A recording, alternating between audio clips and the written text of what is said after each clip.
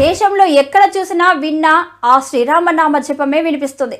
అయోధ్యలో శ్రీరాముడి దేవాలయాన్ని, ఆయన విగ్రహ ప్రతిష్ట ఎప్పుడెప్పుడా అని ఎదురు చూస్తున్నారు కోట్లాది మంది భక్తజనం.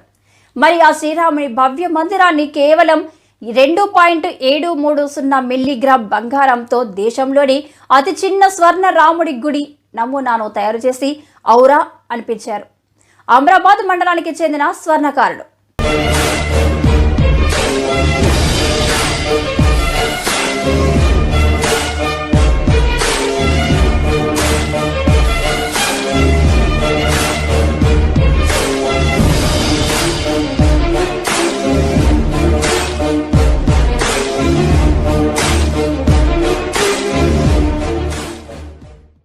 ఉమ్మడి మహబూబ్ నగర్ జిల్లాలోని నాగర్ కర్నూలు అమరాబాద్ మండలానికి చెందిన స్వర్ణకారుడు కపిలవాయి గోపి తన స్వర్ణకళ నైపుణ్యాన్ని ప్రదర్శించాడు. కేవలం 2.730 మిల్లీగ్రామ్ల బంగారంతో గోరంత సైజులో అయోధ్య రామ మందిరాన్ని తయారు చేసి ఔరా అనిపించాడు. గతంలో కూడా తన స్వర్ణకళ నైపుణ్యంతో T20 వరల్డ్ కప్ చంద్రయాన్-3 నమూనాలను తయారు చేసి స్థానికుల చేసే భాష అనిపించుకున్నారు. రాబోయే రోజుల్లో ఇలాంటి సూక్ష్మ చారిత్రక నిర్మాణాలను తయారు చేస్తానని తెలియజేశాడు.